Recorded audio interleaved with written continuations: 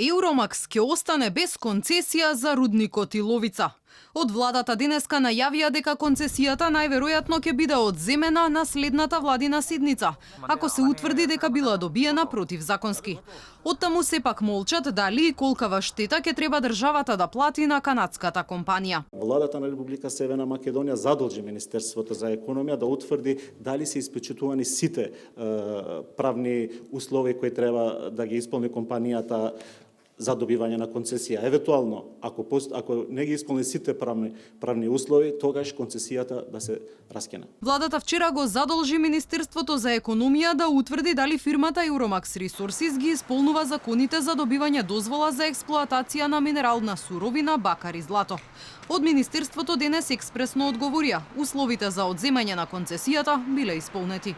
Условите за одземање на концесијата на Euromax Resources за локалитетот Иловица се исполнети. Се очекува во наредните 7 дена да биде одземена концесијата. Жители на општините Босилово и Новосело веќе неколку денови го блокираат влезот кај Иловица и не им дозволуваат на работниците да дојдат на своите работни места. Жители на струмичките села организираа и референдуми преку кои бараа договорот со концесионерот да се раскине, оти како што велат. Изградбата на рудникот за тешки метали ќе ја труе почвата на која садат земјоделски производи за да ги прехранат нивните семејства. Активисти и екологисти со години алармираат на опасноста од изградба на рудник во нивната општина, стравувајќи дека тоа неповолно ќе влијае на животната средина.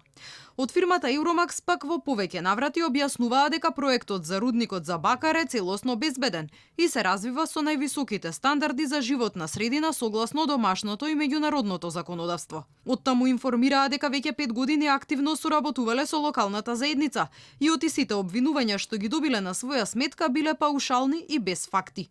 Инаку договорот за експлоатација на руда во Иловица беше потпишан во 2012 година.